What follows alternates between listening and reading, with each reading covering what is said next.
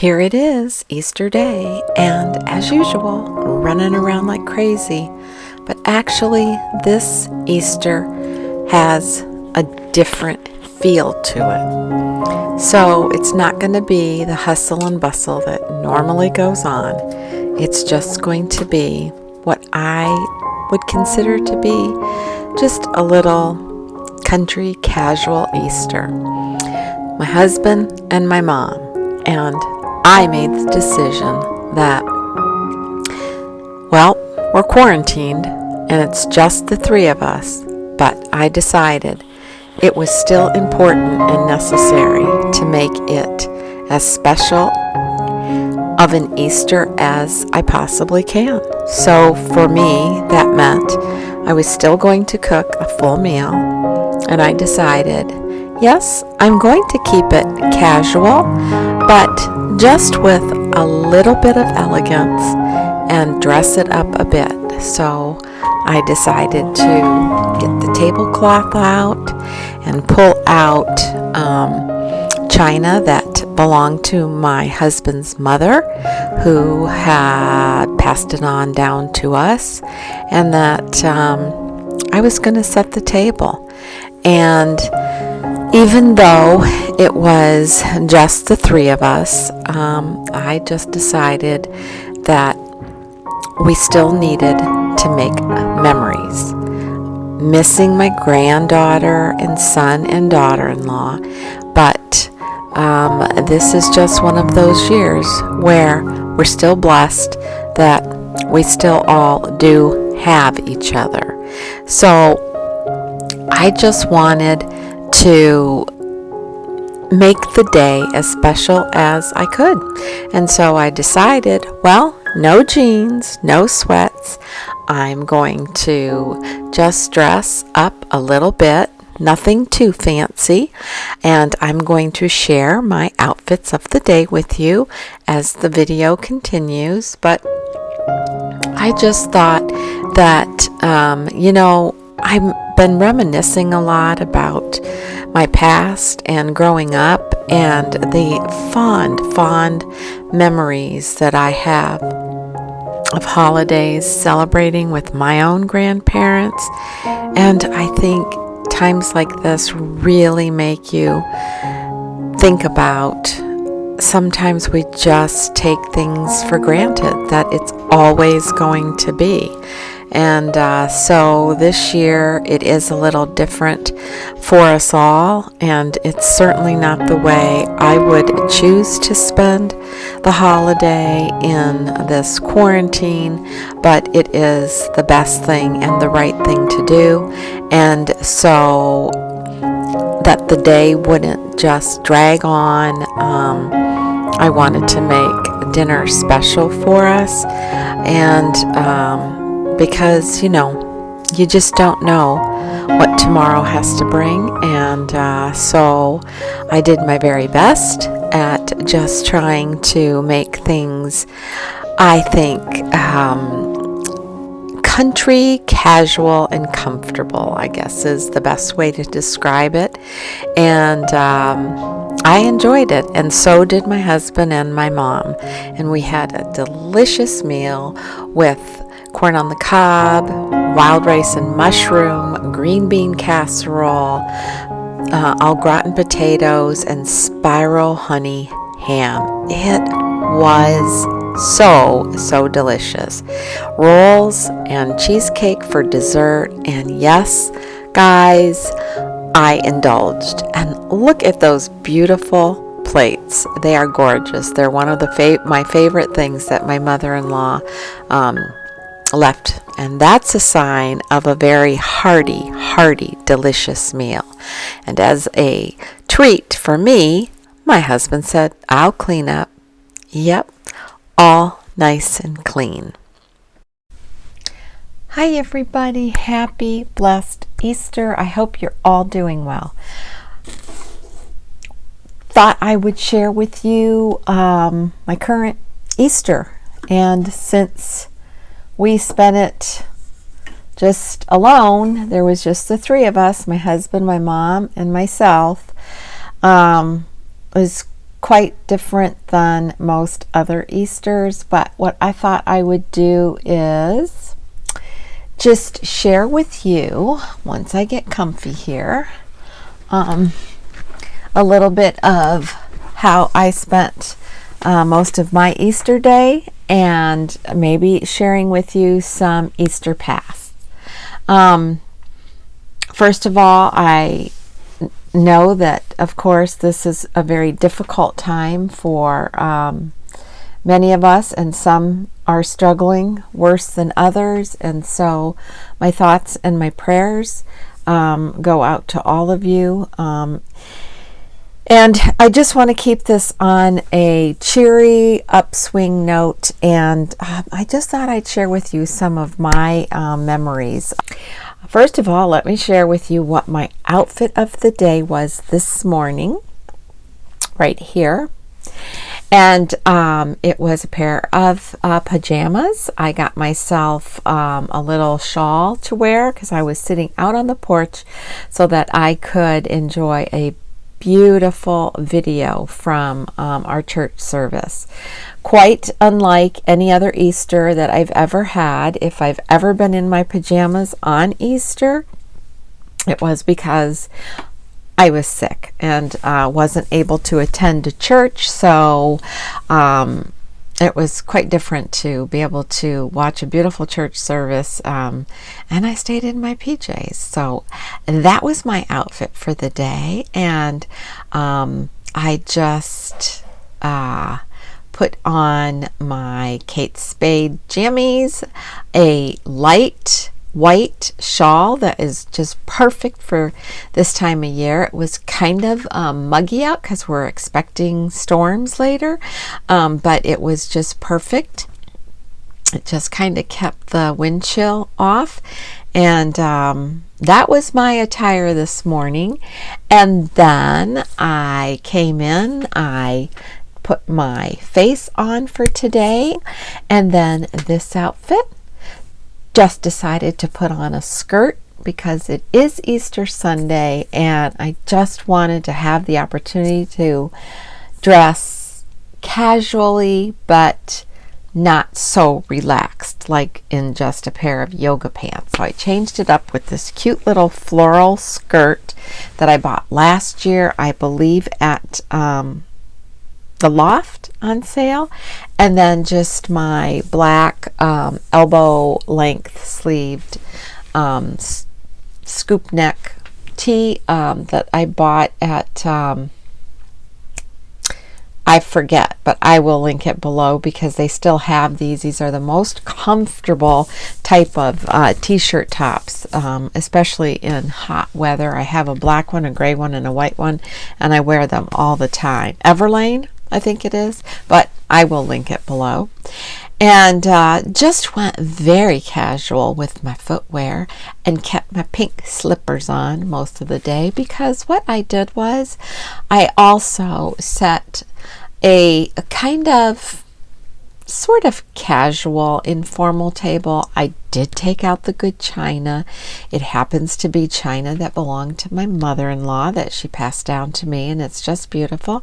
And I put a little lace tablecloth on the table, and that's where the three of us had our Easter dinner.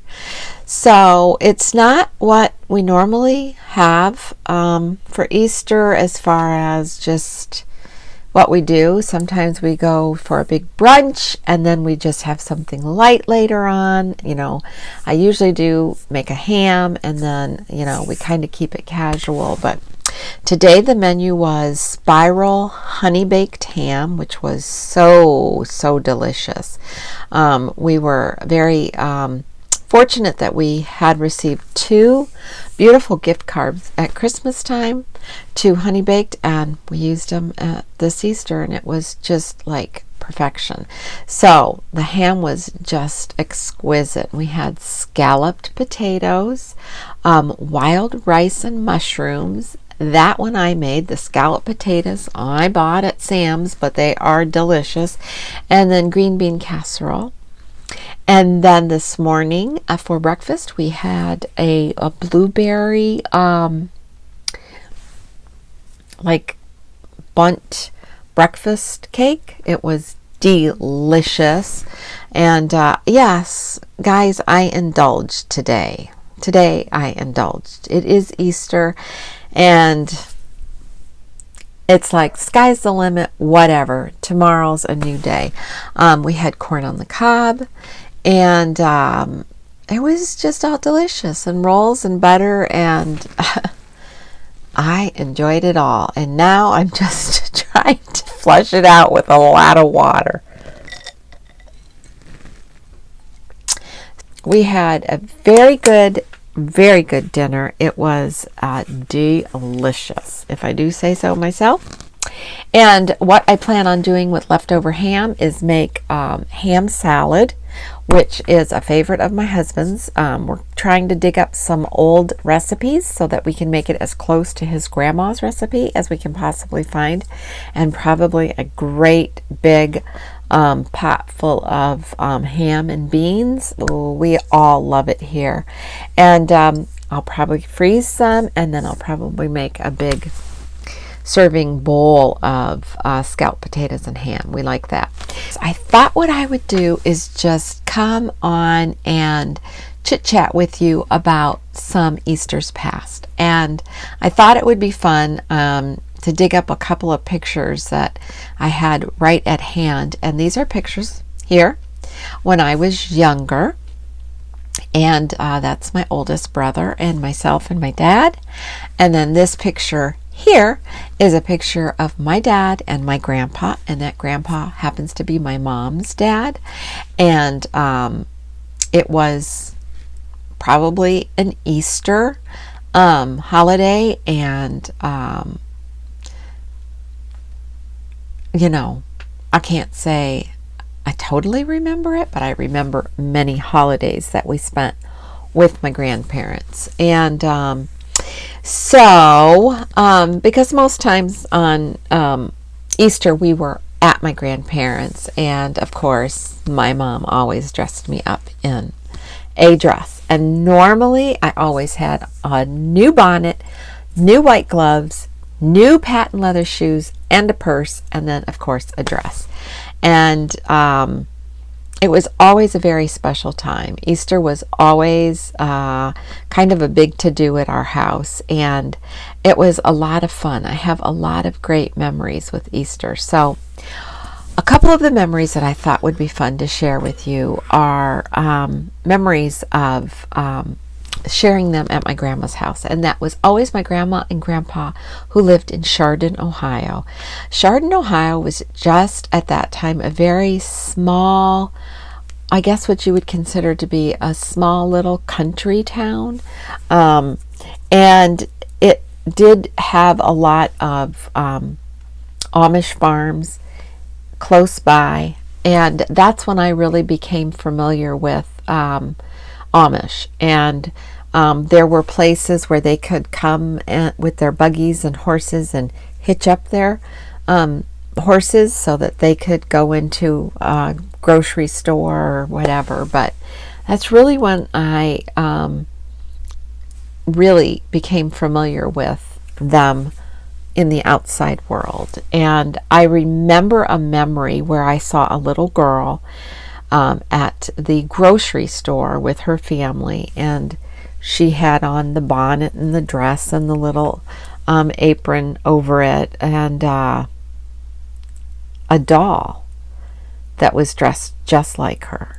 And I wanted a doll just like that. I wanted a doll that was dressed just like me, but her doll had no face on it, no mirror image, and you know, a lot of that I didn't understand, but I wanted my mom to make me a doll. And this is my memory, because my mom did sew a lot. So she makes me this doll, and she tried to dress it up, but she used modern material that was floral, and, you know, she kind of drew in the eyes and then crisscrossed them with sewing. And I didn't want my doll to have a face. I wanted it to be identical to that little girl's doll. So it was many, many years later when I went to visit an Amish town, and they were actually selling those little dolls, that I bought one for myself because it just brought back that memory. But we used to have so much fun at my grandparents' house when we would go there for the holidays, but especially around Easter and the springtime, because in this little town, Chardon, they always had what was called the Maple Festival, and it was a big deal in the town, a big deal. And the festivities would just go on pretty much like, most of the week into the weekend. A carnival would come into town, and my grandfather was a shoemaker, so he owned his own shop. He made shoes, he repaired shoes, he sold shoes, and so he had a shop right in the downtown area. So my grandfather was very well known in that town, and my uncle was a barber. So later on, my grandfather built a shoe store right next, attached to his home, and a barber shop in the back that my uncle was able to run. And so just about everybody in town knew my grandparents. And I also remember a time when my grandpa had a shoe shop in the street where they lived. It was just a block, I guess, little bit less than a city block away. That's where their home was, and the downtown area was right there. And so at one point he had a shoe store across the street in a storefront there, and then he built his own, and that was attached to the house.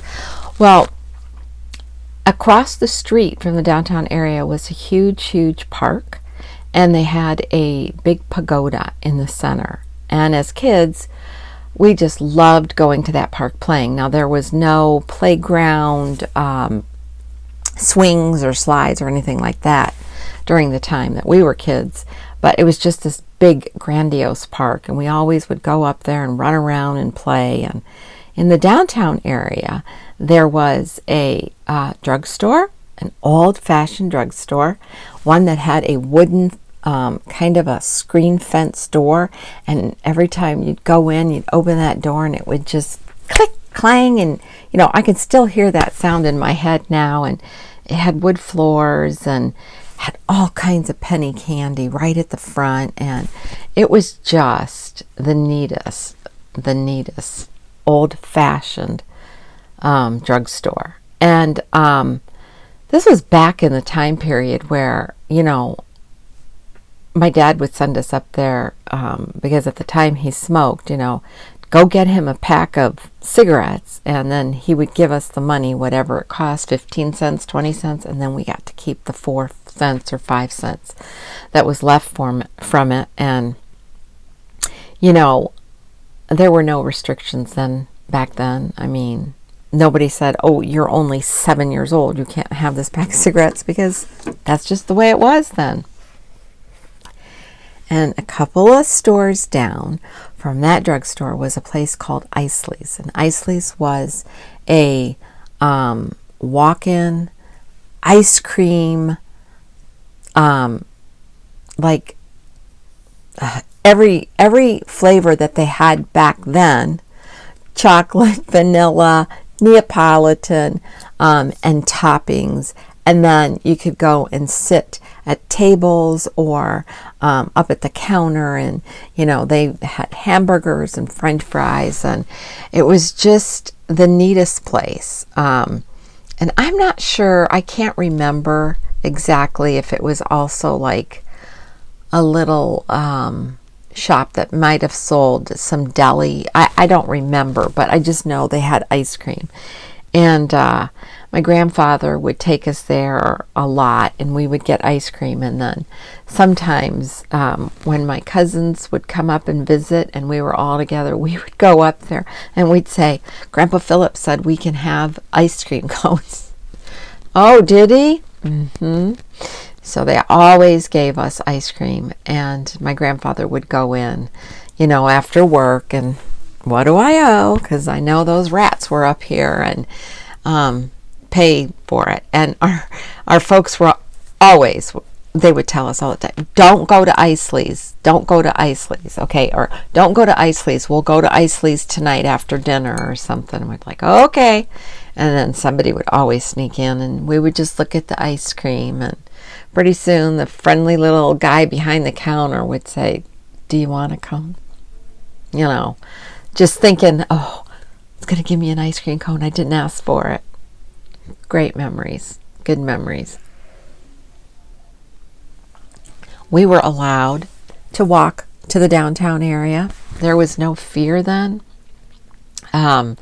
We pretty much always had to stay together if we were downtown, or we would say we're going to go to the park and play. And it was just great memories. On Easter, they always did an Easter egg hunt. It was so fun. And so it was at the park. And so they would scatter all these eggs all over, and you would just run and pick up as many eggs as you could and put them in your basket. And then when it was done, they would blow a whistle, and they would do it according to age. And so my mom would always walk us up there, and she'd say, okay, you can go now. And one time after it was over and I opened the egg, there was a paper in it. And if you got a piece of paper with a number on it, you got to go to the pagoda, and they would pick out the prize that you got with that number. And I won a pot holder. I was overjoyed.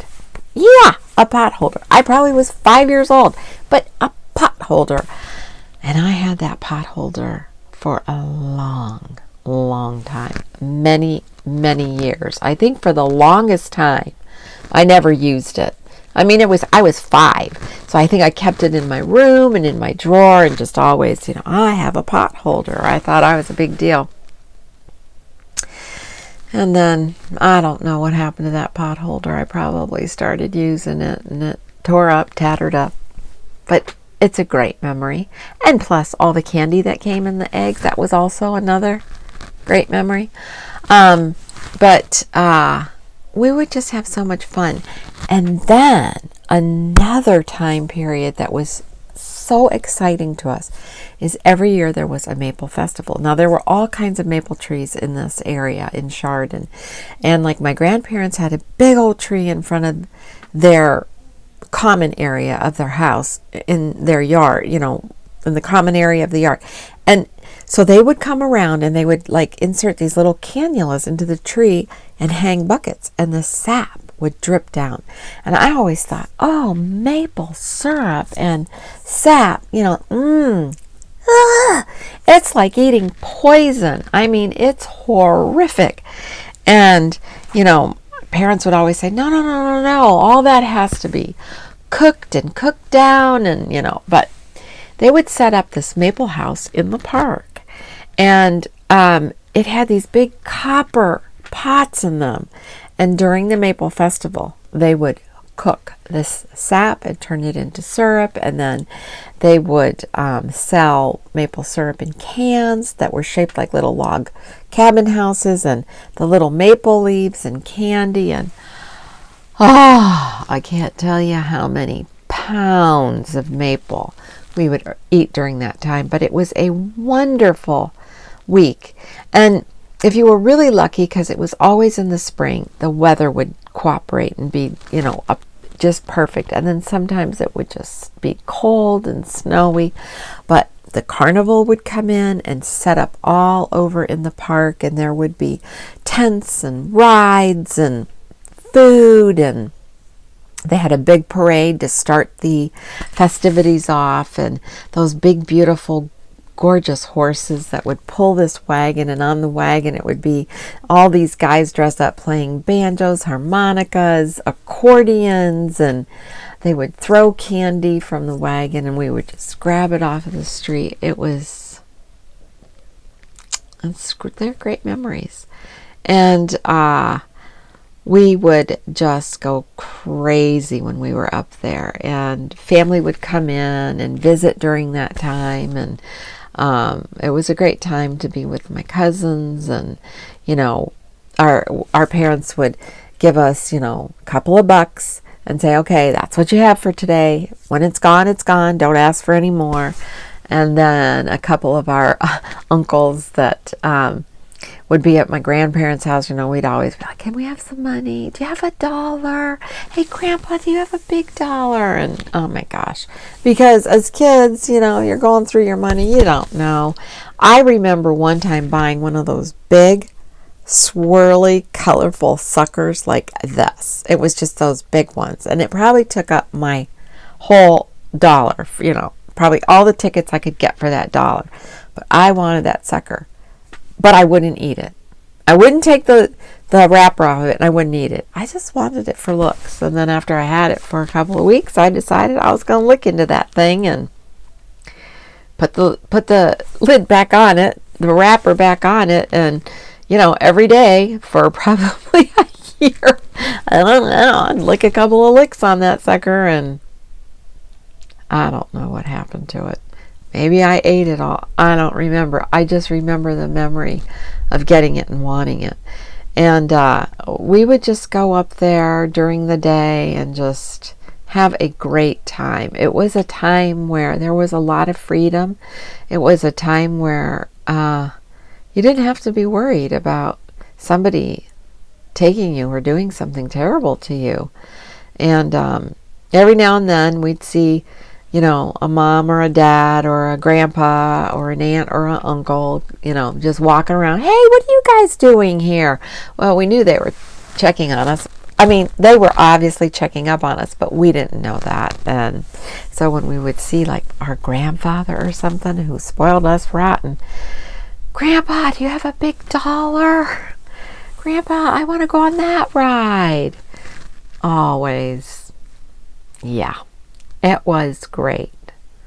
Those are great memories. But always for Easter, when Easter time was there, always had to dress up in a pretty dress and a bonnet and a purse and go to church. And then after church, drive into my grandparents and have dinner there. And what I would remember for Easter dinner was my grandmother would make big thing of lasagna, homemade sauce, meatballs, sausage, peppers, the whole 9 yards.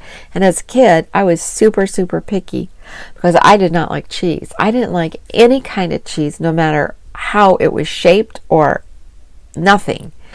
And my grandmother would literally make me a tin pan of lasagna noodles, her sauce, and meat.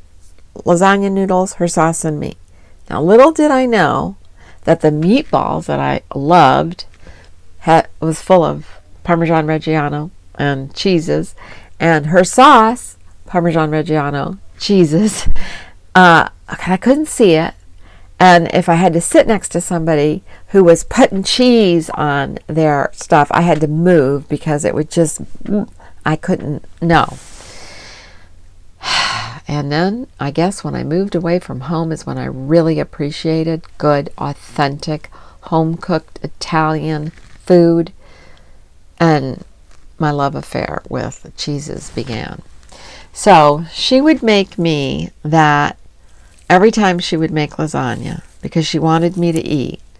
And I would just watch them cutting into her lasagna with that gooey mozzarella ricotta cheese, just pulling from each bite and thinking, ew, how can they eat that? While I ate noodles and sauce.